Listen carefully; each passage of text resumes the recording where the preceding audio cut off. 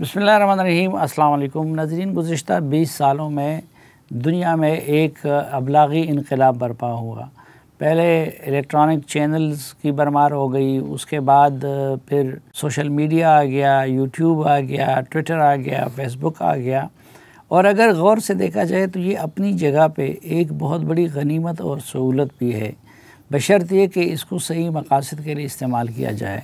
लेकिन अगर इनके सुई इस्तेमाल ज़्यादा हो तो उस सूरत में ये किसी बड़े फ़साद के बायस भी बन सकते हैं। पाकिस्तान के अंदर सोशल मीडिया का कोई मुहार नहीं है और जिसके जो जी में आता है वो सोशल मीडिया पर डाल देता है। बहुत सारी लोगों की इज़्ज़तों से खेला जाता है, लेकिन उनके खटखटाने का कोई मौसर दरवाज़ा नहीं है। तो हुकूमत ने अब एक बिल कौमी असम्बली से मंजूर कर लिया है और हुकूमत का दावा ये है कि वो इस बिल के ज़रिए सोशल मीडिया के मनफी इस्तेमाल को रोक रहे हैं। लेकिन नक़ाद कह रहे हैं और सहाफ़ती तंजीमें कह रही है कि नहीं, इस बिल के ज़रिए आवाज़ों को बंद किया जा सकता है, इसके ज़रिए कदगनें लगाई जा सकती हैं, पाबंदियाँ लगाई जा सकती हैं। तो आज के जिरगे में हम ये जानने की कोशिश करेंगे कि ये बिल है क्या और हुकूमत के वादे में कितनी सच्चाई है, कितनी सदाकत है। और हमारे साथ मौजूद हैं जनाब अफजल भट्ट साहब, जो कि सदर हैं Pakistan federal union of journalist के। उनके साथ तशरीफ़ रखती है नैयर अली साहिबा, जो कि सेक्रेटरी है नेशनल प्रेस क्लब इस्लामाबाद की। और इस तरफ तशरीफ़ फरमा है जनाब आसिफ बशीर चौधरी साहब, जो सेक्रेटरी जनरल है Rawalpindi Islamabad union of journalist के। और उनके साथ तशरीफ़ फरमा है जाहिद गशकोरी साहब, जो कि हेड है हम इन्वेस्टिगेशन टीम के। आप सबका बहुत शुक्रिया। और मैं पहले भट्ट साहब आपसे जानना चाहूँगा, क्योंकि हुकूमत ये दावा कर रही है कि उन्होंने आप लोगों से मशवरा किया है, तो क्या मशवरा किया है हुकूमत ने आप लोगों से? देखें, मेरा ख़्याल है कि हुकूमत का ने ख़ुद अपने इस दावे की तरदीद भी कर दी है कि बहुत कुछ 2 माह पहले हम सब थे, तो जब बातचीत शुरू हुई थी हमने टाइम लिया कि हम सुन रहे हैं कि गवर्नमेंट को ऐसा बिल ला रही है। तो आसिफ बशीर चौधरी साहब थे, नैयर साहबा थी, जतोई साहब, नासर जाई साहब, हम तारड़ साहब से मिले थे। तो उस वक्त कोई चीज़ प्रैक्टिकल थी नहीं। उन्होंने कहा कि हमें कहा कि हमें बता दें कोई आपके पास मुसवदा हो। तो उन्होंने कहा जब मुसवदा आएगा तो हम आपसे शेयर करेंगे। अब जब ये कौमी असम्बली से जिस दिन पेश हुआ, पास हो गया, तो मेरा एक PFJ के प्रेसिडेंट के तौर पे स्टेटमेंट चला कि अता तारड़ साहब ने हमारे साथ धोखा किया है। फिर तारड़ साहब ने मुझसे ये शिकवा किया कि देखें, आपने बिट्रेयल का लफ्ज़ लिखा है, अगर आप लिखते कि भाई मैंने वादा पूरा नहीं किया तो मैं उसको ऑन करता कि वाकई हमारा PFJ के साथ वादा था जो हम पूरा नहीं कर सके। तो ये आप उनसे पूछ भी सकते हैं, क्योंकि ये वो देखेंगे और सुनेंगे। तो इसलिए हमारा जो अभी झगड़ा है, अभी तरमीम पे हमारा झगड़ा ही नहीं है। अभी जो हमारा झगड़ा शुरू हुआ, जो हमने मुल्कगीर प्रोटेस्ट की कॉल दी, जो हमने ऐलान किया कि पार्लियामेंट हाउस के सामने हम धरना देंगे, मुल्क भर से लोग आएंगे, अभी तो वो इस बात पे था कि आपने जो वादा हमारे साथ किया हुआ था कि मीडिया लॉज के हवाले से जो भी कोई काम होगा वो स्टेक होल्डर यानी PFJ और हमारी जैक के साथ कंसल्टेशन के साथ होगा। तो आपने हमें बताए बगैर ये बिल पेश कर दिया। हमारा झगड़ा तो शुरू ही इस बात से हुआ है कि कंसल्टेशन नहीं हुई। और अब गवर्नमेंट ने, मैं समझता हूँ कि अच्छा काम किया है कि उन्होंने सेनेट से पास करना था, ये तय था। क्योंकि एक दिन पहले तारड़ साहब ने हमें मुज़ाकरात के लिए बुलाया, जिस दिन कौमी असम्बली में ये 4 बजे पेश होना था। जॉइंट एक्शन कमेटी ने हमने डिस्कस किया कि गवर्नमेंट हमें कह रही है कि हमने बिल पे डिस्कस करना है। तो उन्होंने कहा जी हमारे साथ को मुसवदा ही शेयर नहीं किया, लेकिन ज़ाहिर है उधर सारे ही जर्नलिस्ट लोग बैठे हैं। जैक में 3-4 डायरेक्टर न्यूज़ साहबान हैं, 4-5 एडिटर हैं। उन्होंने कहा जी आज गवर्नमेंट ने पास करना है। तो इसलिए उस जो तारड़ साहब ने मीटिंग बुलाई थी 1 बजे, उसमें फिर मैं, ROJ के सेक्रेटरी, नेशनल प्रेस क्लब के सेक्रेटरी, सदर, हम गए जैक की तरफ से, जाके कन्वे कर दिया कि क्योंकि आपने हमें मुसवदा नहीं दिया, हमने पढ़ा नहीं, तो हम आपके साथ कंसल्टेशन क्या करेंगे। सिर्फ हम आपको ये मैसेज कन्वे करने के लिए आए हैं कि आज हम आपके साथ इस पर कोई बात नहीं कर सकते, क्योंकि 4 बजे तो आपने इसको मंजूर करना है। अगर आप इसे कौमी असम्बली में डिले कर देते हैं, 2, 4, 5 दिन आगे ले जाएं, फिर आप हमें दावत दें, तो हम कल भी आपके साथ बात करने के लिए तैयार हैं। तो जाहिर है कि उन्होंने नहीं किया और उन्होंने उसी दिन कौमी असम्बली से पास कर लिया। तो ये अच्छा, है कंसल्टेशन। अच्छा नहीं ये तो तकरीबन जो भी पैका हो या उससे रिलेटेड जितने भी बिल आए, तो सहाफ़ियों को फिर ये शिकायत होती है, पीटीआई की हुकूमत में भी यही था, इस हुकूमत में भी यही है कि हमसे मशवरा नहीं किया गया। तो आप लोग क्या खुद मसलन वो कहते हैं कि भाई ये सहाफ़ती तंजीमें अगर अपने लिए ख़ुद क़वाइद ज़वाबित बनाते तो हम कभी भी ये ना करते। तो आप नहीं समझती कि उस लिहाज से हम सहाफ़ी ख़ुद ज़िम्मेदार है कि अपने लिए रूल्स नहीं बना सके? बहुत शुक्रिया साफ़ी साहब। मेरा ये ख़्याल है कि सहाफ़ती तंजीमें जो हैं वो अपना काम करती हैं। इससे पहले एक बिल आया था, जर्नलिस्ट प्रोटेक्शन बिल। आप सबको याद होगा 11 साल की मेहनत, मुशक्क़त, जद्दोजहद, लड़ाई के बाद जो है हम वो जर्नलिस्ट प्रोटेक्शन बिल जो है वो पीटीआई की गवर्नमेंट में पास कराने में कामयाब हुए थे। उस वक्त शेर मज़ारी साहिबा जो हैं वो ह्यूमन राइट्स की मिनिस्टर थीं और उन्होंने अपने ही लोगों के साथ लड़ के वो बिल एक तरह से जो है वो पास करवाया था हमारे साथ मिल के। आज 3 साल तकरीबन होने को हैं उस बिल को पास हुए, इससे ज़्यादा हो चुका है मेरा ख़्याल है, और अभी तक उसके रूल्स नहीं बने हैं। तो वो रूल्स तो सहाफ़ती तंजीमों ने नहीं बनाने, वो रूल्स तो बनाने हैं इन हुकूमतों ने, पार्लियामान में बैठे हुए लोगों ने। तो वो तमाम कवानीन जो आपको पता है कि नज़रिया ज़रूरत के तहत कवानीन बनते हैं हमारे यहाँ, एक दिन में 21, 22, 25 कवानीन पास होना तो मजाक है, हो जाते हैं ना। जो जिन्होंने पास कर रहे होते हैं उन्होंने पढ़े हुए होते हैं, ना जो पेश कर रहे होते हैं उन्होंने पढ़े हुए होते हैं, और वो पास हो जाते हैं। लेकिन ऐसा क्यों है कि जब सहाफ़ियों के हवाले से कानून साजी की बारी आती है तो उस वक्त ना तो जो मेन स्टेक होल्डर्स हैं, सहाफ़ती तंजीमें हैं, इदारे हैं, वो सहाफ़ी जिन्होंने उसको भुगतना है उनको एतमाद में लिया जाता है, और ना ही जो है वो उसके बाद अचानक से वो तमाम कवानीन जिनको काला कह रही होती हैं यही सियासी जमातें जब अपोजिशन में होती हैं। आपको याद होगा सारी चीज़ें ऑन द रिकॉर्ड हैं, चाहे पाकिस्तान पीपल्स पार्टी हो, चाहे JUI हो, यही नून लीग, इनके जो वज़ीर आज़म हैं मियाँ शहबाज शरीफ हों, चाहे जो इस वक्त पंजाब की गवर्नमेंट में बैठे हुए लोग हैं वो हैं, तमाम सियासी जमातें जो हैं वो इस कानून को जब PTI की गवर्नमेंट में PMDA आ रहा था तो यही तकरीबन इससे मिलते जुलती अथॉरिटी वो भी बनाने की कोशिश कर रहे थे। उस वक्त ये काला था, पैका जो है उसको अदालत ने, हाई कोर्ट ने उठा के बाहर फेंक दिया, उस वक्त तक ये काला था।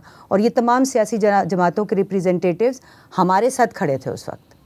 सियासी जो सियासी जमातें हैं वो जर्नलिस्ट तंजीमों के साथ खड़ी थी वहाँ पे, और भट्ट साहब और हम सारे वहाँ उस वक्त अदालत में मौजूद थे, और हम उस वक्त अदालत ने इसको पैका के कानून को काला करार देते हुए बाहर फेंक दिया।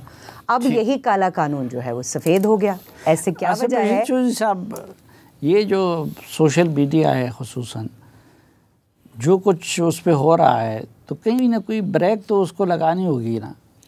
ये इस हद तक हुकूमत की बात दुरुस्त नहीं है।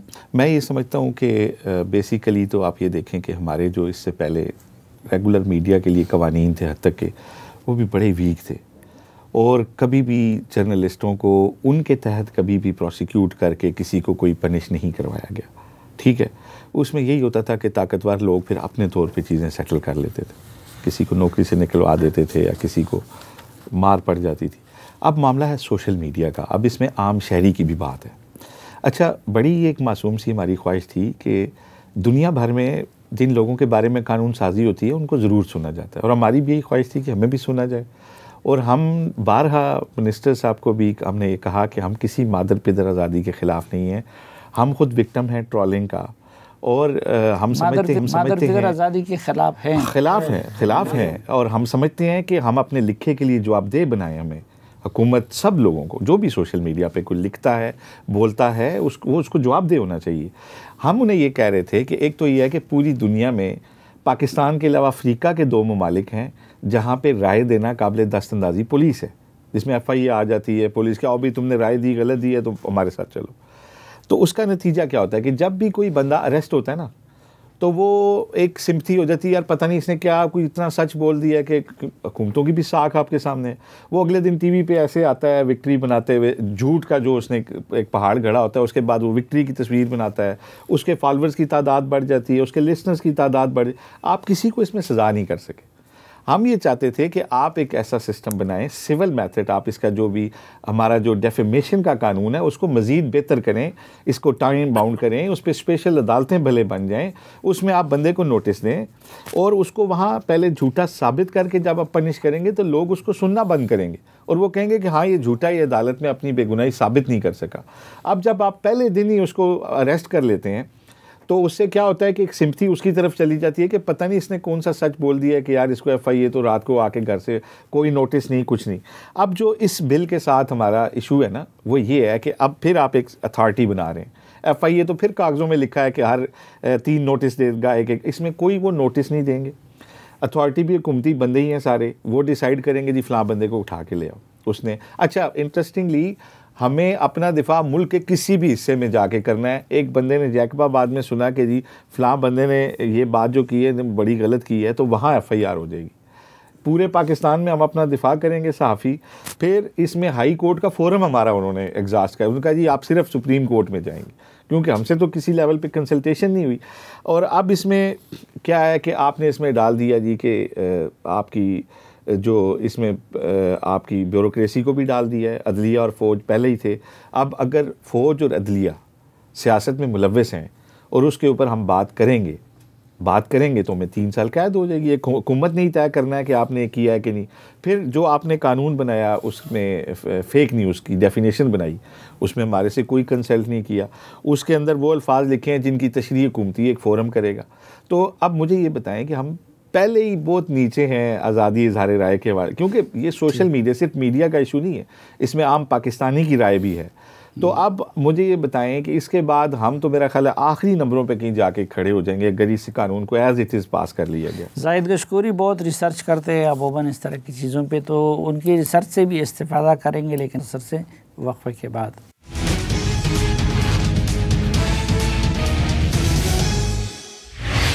एक बार फिर खुशामदीद आपको जरिए में। जाहिद गशकोरी साहब, आपकी क्या फाइंडिंग्स है, क्या पहले से मौजूद इदारे वो इस मसले को हल नहीं कर सकते, उनको अगर सही इस्तेमाल किया जाए?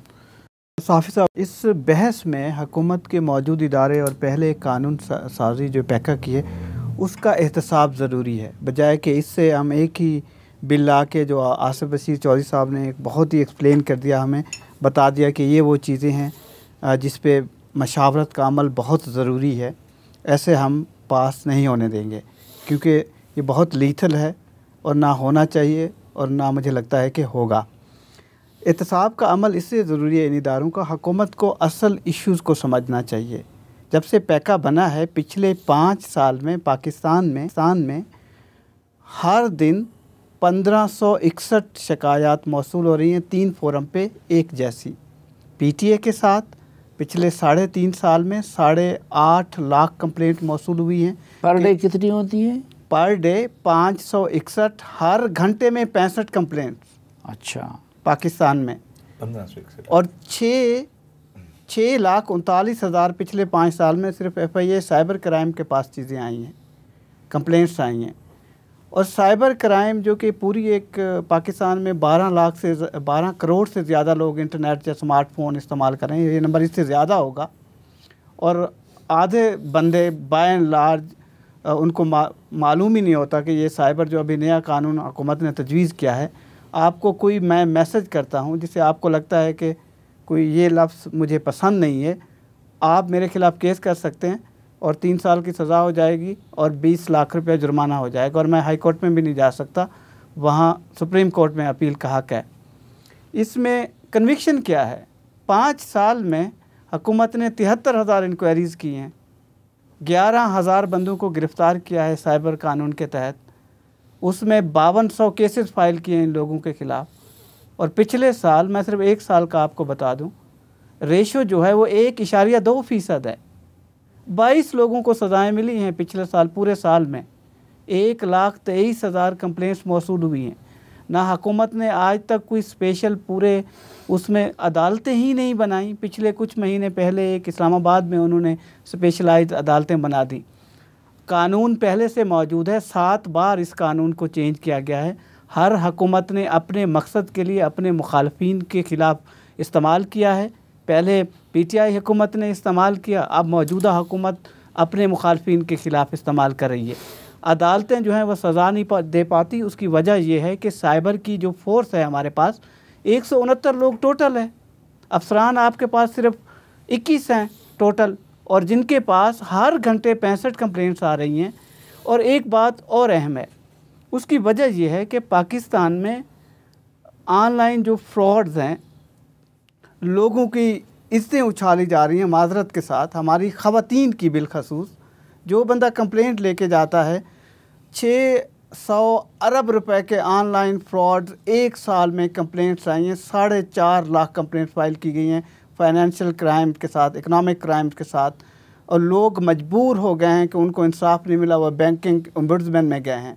पाकिस्तान के इस साल 1 जनवरी 2025 से लेकर 6 जनवरी 2025 तक 22 अरब रुपए का ऑनलाइन फ्रॉड हुआ है लोगों के साथ, जिसमें आपके 2 सेनेटर्स को पैसे निकल गए, मेंबर्स पार्लियामान के निकल गए, और उनको कोई इंसाफ नहीं मिला। तो ये पाकिस्तान में कानून मौजूद है और बहुत अच्छा कानून है, और कंसल्टेशन इस पे ज़रूरी है, इसको बेहतर भी बनाया जा सकता है। और पाकिस्तान का ये मसला नहीं है। एक ख़ास बात जो कि PTA ने 13 लाख जो पोस्ट की गई थी सोशल मीडिया प्लेटफॉर्म पे, जिसमें 1 लाख ब्लैस्फीमी की थी, तौहीन रिसालत, तौहीन मज़हब, 2 लाख पाकिस्तान के जो इदारे जो कि आइनी पोजीशन पे बैठे हुए लोग हैं उनके ख़िलाफ़ पोस्ट की गई। पाकिस्तान ने दरख्वास्त किया है कि ये हटा दें ट्विटर को, फेसबुक को या दूसरे मीडिया। पाकिस्तान की एप्लीकेशन या दरख्वास्तें 11% एक्सेप्ट हुई हैं, सिर्फ 18,000 दरख्वास्तों का जवाब आया है और बाकी का जवाब नहीं आया। तो मसला यहाँ नहीं है, मसला हुकूमत को समझना चाहिए कि साइबर की जो फोर्स है इसको एक पूरी बेहतरीन फोर्स बनाए, और ना कि सहाफ़ियों को, जो हम सहाफ़ी हैं, मसला हमारे लिए चैलेंज है। हम हर करोड़ों आवाम का केस कॉन्टेस्ट कर रहे हैं जिनको गलती से मालूम ही नहीं है कि हम साइबर क्राइम कर रहे हैं। तो भट्ट साहब, ये पहले से मौजूद इदारों को स्ट्रेंथन करना चाहिए या कि नए इदारे बनने चाहिए? वक्त के साथ साथ ज़ाहिर है कि जिस तरह डिजिटल मीडिया आगे बढ़ रहा है, जिस तरह आपने कहा कि गुज़श्ता 20 साल जो है वो टेक्नोलॉजी का इनकलाब है, कि 2000 साल में उतनी तरक्की नहीं हुई टेक्नोलॉजी की जितनी 20 साल में हुई है। तो जो आपने कहा, जो ABC ने कहा कि हम मादर पिदर आज़ादी के कायल नहीं हैं, हम फेक न्यूज़ के सबसे बड़े विक्टिम भी हैं और मुखालफ भी हैं, हम ट्रोलिंग के सबसे बड़े विक्टिम भी हैं और मुखालफ भी हैं। तो हम तो ख़ुद इन चीज़ों को रोकना चाहते हैं। तो जिस तरह के बाकी दोस्तों ने कहा कि अब इस की ज़रूरत क्यों पड़ी, क्या पिछले के मामलात को जो इदारे मौजूद थे उनको स्ट्रेंथन करना चाहिए था या एक नया बनाना चाहिए था? उन इदारों में सुकम है या कि हुकूमत उस पर अमल नहीं कर पा रही? देखिए, एक तो हमारे यहाँ जो मुरवजा चीज़ है ना, कि लॉ तो कोई भी बनता है तो वो देखने में बुरा नज़र नहीं आता, उसके अल्फाज चुनाव करते हुए इस तरह के इस्तेमाल किए जाते हैं कि लगता ही है कि इस लॉ के बाद मुल्क में हर तरफ दूध और शहद की नहरें होंगी। लेकिन इस तरह के लॉज का मिस यूज़ ऑफ पावर्स जो है ना, उसका जो मिस यूज़ है वो ज़्यादा है। अब पहले जो इदारे थे उनके बारे में मैं ख़ुद नहीं कहता, जो कुछ अभी इसको पैमरा तरामीम लाने वाले दोस्तों ने कहा, मैं 2 मिनट आपके इस मामले में लूँगा, कि हम इस्लामाबाद हाई कोर्ट में गए थे पैमरा के ख़िलाफ़। अतरमीन अल्लाह साहब की अदालत लगी हुई थी, तो 2 दरख्वास्त गुजार PFJ के हेयरिंग हो रही थी और आए। एक थे फ़रतुल्लाह बाबर साहब, उन्हें देख के पूछा गया कि अब बताएं आप। उन्हें कहा जी मैं इस पिटिशन में मैं भी पिटिशनर बनना चाहता हूँ। इस केस में पाकिस्तान पीपल्स पार्टी की जानिब से पैका को ख़त्म करने के लिए ये जो आप हेयरिंग कर रहे हैं, तो पीपल्स पार्टी इसमें पार्टी बनने के लिए आई है। और दूसरी दरख्वास्त लेकर मुस्लिम लीग नून की तरफ से मरियम औरंगज़ेब साहबा उसी अदालत में खड़ी थी कि ये एक ब्लैक लॉ है, तो मुस्लिम लीग नून इसमें फ़रीक बनने के लिए आई है। तो हम दोनों जमातें जो हैं इसको काला कानून समझती हैं और इसको ख़त्म करने के लिए हमें फ़रीक बनाया जाए। पर उन्होंने इन दोनों जमातों से उस वक्त कहा कि PFJ तो यहाँ आ सकती है, लेकिन आप दोनों पार्लियामेंट का हिस्सा हैं, आप पार्लियामेंट के फ्लोर पे जाएं। और फिर उन्होंने इस चीज़ को दोनों ने रिपीट कहाँ किया, आप खुद 24 घंटे हमारे साथ फुटपाथ पे गुजारे थे। जब इमरान खान के दौर में तहरीक इंसाफ जो है वो मीडिया डेवलपमेंट अथॉरिटी के नाम पे SI काला कानून लेकर आ रही थी, तो मुझे याद है कि पहले दिन आप 9 बजे बैठे थे, रात 2 बजे तक आप हमारे साथ मौजूद थे, आपने प्रोग्राम किया उधर।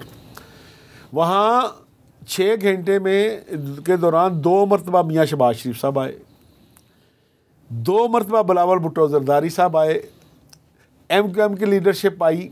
मैं उनका भी नाम ले रहा हूँ जिन्होंने अभी इसको सपोर्ट किया है। PTI तो अंदर थी उस वक्त, PTI ये कहती थी कि नहीं, हम इसको मुल्क की सलामती का बिल है, इसको इसी तरह रहना चाहिए। हमें तो वो कहते थे ना ये गद्दार हैं, दुश्मन है, मुल्क दुश्मन है, ये मुल्क को नुकसान पहुँचाना चाहते हैं आज़ादी सहाफ़त की आड़ में। क्योंकि आपको पता है कि हमारी तो बदकिस्मती है, जब तक कोई जमात अपोजिशन में होती है तो ये मीडिया उसकी आँख का तारा होता है, वो हुकूमत में आती है तो इसी मीडिया को आँख का कांटा समझना शुरू कर देती है। तो उन सब ने फिर प्लज क्या किया हमारे साथ, आप अगले प्रोग्राम में उनके बाइट्स ज़रूर चलवाइएगा, कि उन्होंने कहा कि ये काला कानून है। बिलावल साहब ने, शहबाज शरीफ साहब ने, ये लीडर थे, हमें जब भी मौका मिलेगा, हमें इक़्तिदार मिला तो हम आते ही इस काले कानून को ख़त्म करेंगे और आइंदा जो भी मीडिया के हवाले से लॉ बनेगा वो आपकी मशावरत से बनेगा। तो इसलिए आज तो उसमें और जहर भर दिया गया है, उस और स्याही डाल दी गई है। मैं उस वक्त की बात कर रहा हूँ जब इसमें बहुत सी चीज़ें नहीं थी। तो इसलिए जब जिन दोनों जमातों ने इसको पास किया, उनकी लीडरशिप की अप्रूवल से किया, तो उन्हें कम से कम अपने वादे तो पिछले याद होने चाहिए थे। अच्छा, नहीं, ये सवाल ये कि ख़ुद हमें भी तो कुछ करना चाहिए जो अभी तक हमने नहीं किया। जब सोशल मीडिया है, हम उसका निशाना भी बनते हैं और उससे मुतासिर भी होते हैं। दूसरी तरफ हमारा ये मीडिया जो है ये भी अखलाकी हदूद के अंदर नहीं रहता।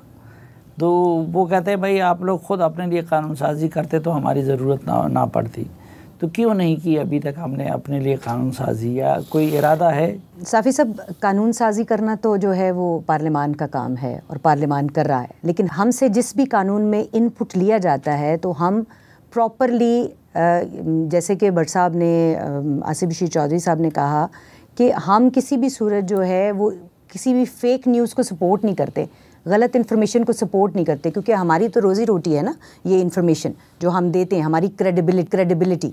तो इसमें लेकिन जो कानून इस वक्त मौजूद है ना, इसके अंदर जो बुनियादी लैकुनाज हैं, अगर उनके ऊपर गौर करेंगे तो ख़ुद हुकूमत भी नहीं चाहेगी कि ये इस तरह से जो है वो पास हो। अब इसमें लिखा हुआ है कि पार्लियामान के अंदर जो है वो अगर सेनेट या कौमी असम्बली के अंदर कोई इजलास के अंदर स्पीकर साहब जो हैं या चेयरमैन जो है वो कार्रवाई से कुछ हज़फ करने की बात करते हैं, कोई जुमला या कोई अल्फाज, तो वो अगर किसी चैनल के ऊपर ऑन एयर चला जाता है तो वहाँ उस वक्त ड्यूटी पर मौजूद रिपोर्टर और वो चैनल उसका ज़िम्मेदार होगा। अब मुझे ये बताएं कि हम सबको पता है कि लाइव चल रही है फीड सेनेट की भी और कौमी असम्बली की भी। अब एक फ़ीड जो लाइव चली गई है उसकी ज़िम्मेदारी रिपोर्टर या जो इदारा है वो कैसे उठा सकता है? हज़फ तो बाद में होगी ना, जब वो बात हो चुकी होगी, जब वो बात ऑन एयर जा चुकी होगी। फिर वो रिपोर्टर जो वहाँ ड्यूटी पे है, क्या उसके पास वो 20 लाख रुपए होंगे देगा? 3 साल की कैद वो भुगतने का जो है वो उसके अंदर इतना वो होगा कि वो भुगत सके? ये भी एक सेंसरशिप का तरीका है कि रिपोर्टर जो है वो कोई ख़बर ही नहीं देगा। इदारा जो है वो बेहतर समझेगा कि 20 लाख रुपए इसके जो मैं दूंगा तो इससे बेहतर है इसको निकाल दिया जाए। नहीं, तो ये सपोर्ट नहीं किया जा रहा। जो तंजीमें हैं हमारी और जो हमारे कायदीन हैं वो इस मामले में ख़ुद मुसव्वदा कानून बना के हुकूमत को क्यों नहीं तमाता? साफ़ी साहब, हमने जब लास्ट टाइम पैमरा की तरमीम हो रही थी, पैमरा एक्ट के अंदर जो है वो तरमीम लाई जा रही थी, तो हमारी तरफ से 24 तजावीज़ जो हैं वो दी गई थी, जिसमें से 21 मानी गई थी।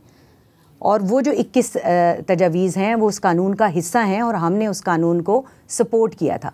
इसी तरह से हमारा इस वक्त जो मेन जो उनके साथ एक इख्तिलाफ है वो यही है कि इस पॉइंट पर आप हमारे साथ डिस्कस करें। हम इसका कानून का तो हर कॉमा हर फुल स्टॉप जो है वो मैटर करता है, उससे उसका मतलब बदल जाता है। तो हमारी कानूनी टीमें भी बैठेंगी, आपकी कानूनी टीमें भी बैठें और दोनों बैठकर हल करें। अब आप कल को मुझे पूछेंगे कि भाई ये जो इसमें इंटेंशन का वर्ड यूज़ किया गया है, अब मैं ख़बर जो दे रही हूँ और साथ में एक और जो गवर्नमेंट का वो है उसमें इंटेंशन कैसे कोई बता सकता है। जैसे फेक न्यूज़ का जो इस्तिलाह है वो बड़ी मानी खेज़ है। आप ख़बर दे रहे हैं वो दुरुस्त है, लेकिन जिसके ख़िलाफ़ है वो तो उसको फेक कह रहा है। तो ये साबित करने के लिए क्या रिपोर्टर जो है वो अदालतों के धक्के खाता रहेगा। एक और जो बुनियादी नुक्ता है, मुझे अगर आप इजाज़त दें, कि जब हमारी इब्तदाई तौर पर डिस्कशन हुई तो उसमें और ऑन द रिकॉर्ड भी कुछ जो गवर्नमेंट के मिनिस्टर्स हैं उन्होंने ये बात कही कि ये कानून आप सहाफ़ी वैसे ही शोर कर रहे हैं, आप सहाफ़ी वैसे ही जो है वो गुस्सा कर रहे हैं, ये आपके लिए है ही नहीं। अब ये देखिए कि ये सोशल मीडिया और डिजिटल मीडिया को कर रहा है टैकल, और इस वक्त तमाम जो टीवी चैनल्स हैं, मेन स्ट्रीम मीडिया है, तमाम जो अखबारात हैं वो डिजिटल मीडिया पर हैं, उनकी जो अपीयरेंस है वो डिजिटल मीडिया पर है।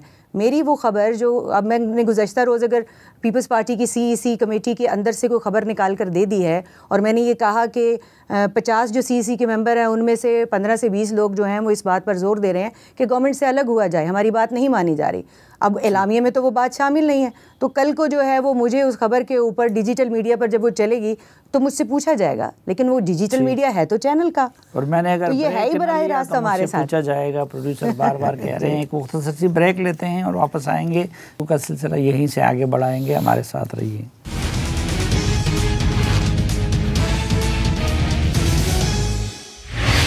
एक बार फिर खुशामदीद आपको। जरिए में आसिफ बशीर चौधरी साहब, क्या किया जाए कि मसला हुकूमत का भी हाल हो और हम जैसे लोगों का भी हाल हो और फेक न्यूज़ का वो मसला भी हैंडल हो सके?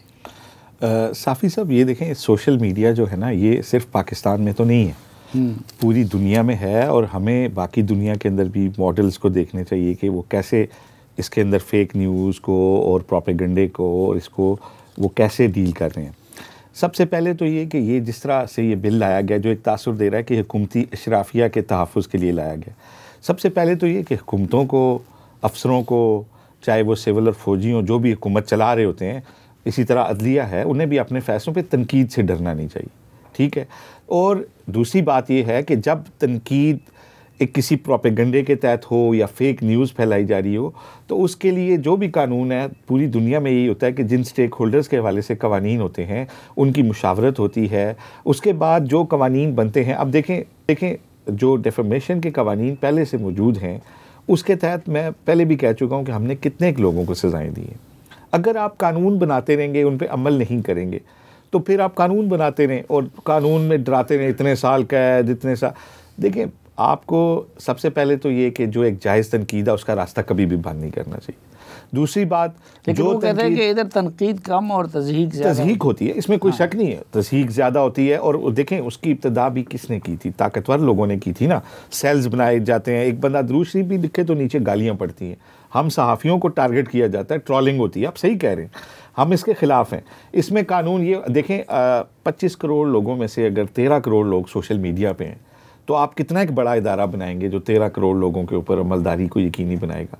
इसमें सबसे बेस्ट यही है कि हर बंदा अपना केस खुद लेके जाए अदालत के पास। आप सिर्फ अदालतें इसके लिए मखसूस बना दें, अलहदा से कवानीन बना दें, और जिस तरह आपने अथॉरिटी बनाई है भले बनाएं, लेकिन इसमें सारा इख्तियार हुकूमत के पास ना हो कि वो आधे से ज़्यादा, तो वो देखें, सुप्रीम कोर्ट के अलावा नीचे तक तो सारा इख्तियार आपने उस अथॉरिटी को दे दिया कि फ़ेक न्यूज़ की तशरीह भी वही करेगी, तो इन भी आपकी हुई है, अदालत भी आप ही लगा लेंगे, आप पहले उठा भी लेंगे बंदे को। देखें, फेयर ट्रायल के असूलों पे कंप्रोमाइज़ नहीं होना चाहिए किसी भी बंदे की। अगर उसने तौहीन भी की है, ठीक है, उसको उसकी सज़ा होनी चाहिए, लेकिन जब आप उसके ऊपर स्टैब्लिश, अभी तक हम जितने लोगों को पेका के तहत उठाया गया है वो पहले से ज़्यादा मशहूर हुए, उन्होंने पहले से ज़्यादा अपने आप को बताया कि हम हीरो हैं, उन्होंने अगले दिन तस्वीरें अदालतों में कराई, सब लोगों की ज़मानतें हुई।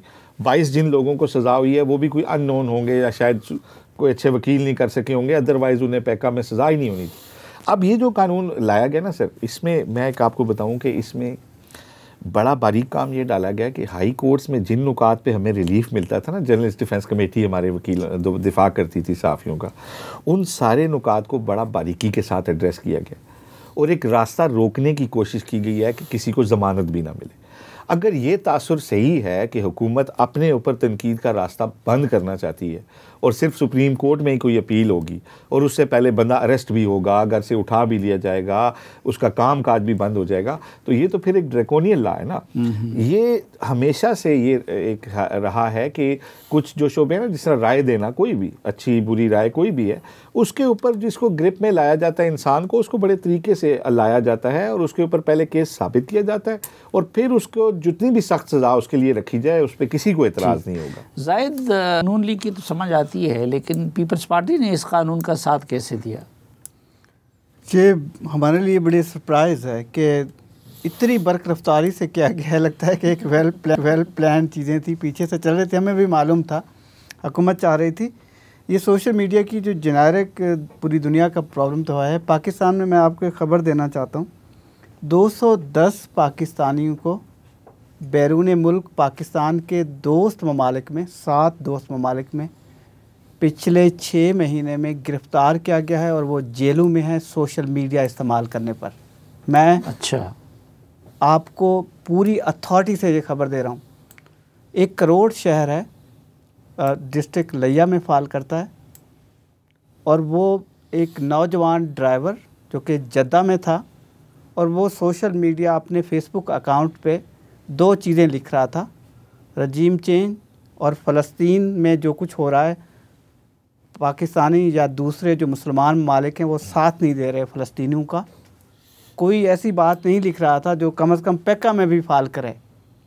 उस नौजवान को गिरफ़्तार किया गया और वो इस वक्त जेल में है। मैंने पाकिस्तान के कौंसल जनरल से भी बात की है कंफर्म करने के लिए कि वाकई ऐसा है। तो पूरी दुनिया में इस तरह के मसाइल हैं। यूके में जो फसादात हुए फेक न्यूज़ की वजह से, बिल्कुल, और वो फेक न्यूज़ भी अनफॉर्चुनेटली पाकिस्तान से फेक न्यूज़ बहुत ज़्यादा जा रही है। वो लाहौर में फ़ेक न्यूज़ हुई, यूके में फसादात हुए, उन्होंने विद इन अ मंथ सब लोगों को प्रोसिक्यूट कर दिया, सज़ाएं हो गई, जेलों में हैं। और पाकिस्तान से जिसने फ़ेक न्यूज़ जनरेट की थी और FIA की ये फाइंडिंग्स हैं कि ये मास्टरमाइंड है, वो जेल से बाहर है, उसको कोई सज़ा नहीं मिली। यही एक मसला है। और पाकिस्तान में 80% जब हम बात करते हैं कि हमें फ्रीडम नहीं है, we talk about press freedom, we talk about freedom of expression, लेकिन हम अक्सर भूल जाते हैं कि फ्रीडम कम्स विद रिस्पांसिबिलिटी।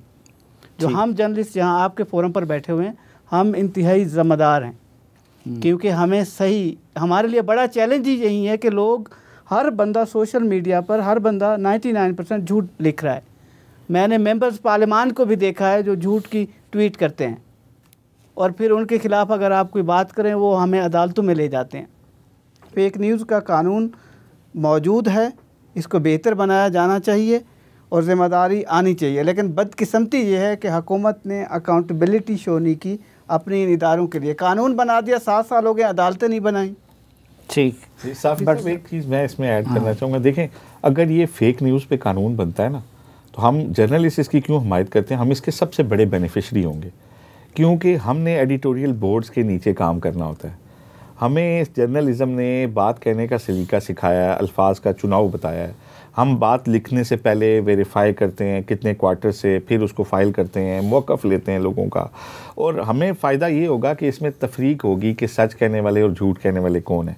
लेकिन हम ये करना चाहते हैं, लेकिन हुकूमत जिस तरीके से सब कुछ बुलडोज़ करके आ रही है, उससे ये तासुर लगता है कि उनका मकसद फ़ेक न्यूज़ नहीं है, वो सिर्फ़ और सिर्फ जो अशराफिया की तौहीन है उस पर कोई एग्जाम्पल सेट करना चाहते हैं और फेयर ट्रायल के वो असूलों के ख़िलाफ़। हमारा सिर्फ इस नुक्ते पे उनके साथ एक मैं चीज़ ऐड करना चाहूँगा, आपका शुक्रगुजार हूँ अगर आपका वक्त है। पाकिस्तान में इस वक्त 500 यूट्यूब चैनल्स हैं जो सोशल मीडिया एक्टिविस्ट या जर्नलिस्टों के हैं। उस पर जो 80% कंटेंट है वो इंतहाई ख़तरनाक है, रियासत के लिए भी और हमारे मीडिया के लिए भी और लोगों के लिए भी। उसकी कोई अकाउंटेबिलिटी नहीं है। उसकी वजह यह है कि मैंने इन इदारों से पता किया एज ए जर्नलिस्ट, PID से, अपनी इंफॉर्मेशन मिनिस्ट्री जो रेगुलेट करती है हम जर्नलिस्टों को, PTA से, FIA से, SCCP से, सबसे के ये जो यूट्यूब चैनल्स हैं जिससे लोग लाखों और करोड़ों रुपए कमा रहे हैं। आप ये चैनल, मेरा चैनल है यूट्यूब चैनल, मैंने कहा मैं जर्नलिस्ट हूँ, मैं स्टोरी शेयर करता हूँ डेली, आप इसको रेगुलेट कर सकते हैं। मैं रजिस्टर करवाना चाहता हूँ ताकि मैं एक कानून के एम्बेट में ख़ुद आना चाहता हूँ। इस पर चेक हो, अगर मैं गलत कर रहा हूँ मेरे ख़िलाफ़ कार्रवाई हो। इदारों के पास कोई कानून मौजूद नहीं है बदकिस्मती से, और ये चीज़ें अनचेक जा रही हैं, जिससे रियासत को सबसे बड़ा ख़तरा इस फेक न्यूज़ से। बट साहब आप कंक्लूड करें, क्या इस बिल को मुकम्मल तौर पर रद्दी की टोकरी में फेंक देना चाहिए या इसमें कोई इस्लाह की गुंजाइश है? देखिए, हमने गवर्नमेंट से भी ये कहा कि इसमें हो सकता है कि बहुत सी अच्छी चीज़ें हों, हम जिनको इंडोर्स भी कर दें। तो इसलिए जब हमें मुज़ाकरात की अगर दावत दी जाती है बाज़ाब्ता, तो हम शिक वाइज हर चीज़ पे अपना इनपुट लेके जा रहे हैं, तैयारी कर रही हैं, हमारी टीमें बैठी हुई हैं। इट मीन्स कि हम आंखें बंद करके इसको मुस्तरद करने के हक़ में नहीं हैं। बहुत शुक्रिया आप सबका। नाज़रीन, इसके साथ ही आज के जरगे का वक्त ख़त्म हुआ चाहता है। सलीम साफ़ी और जरगा की प्रोडक्शन टीम को इजाज़त दीजिए। अल्लाह हाफ़िज़।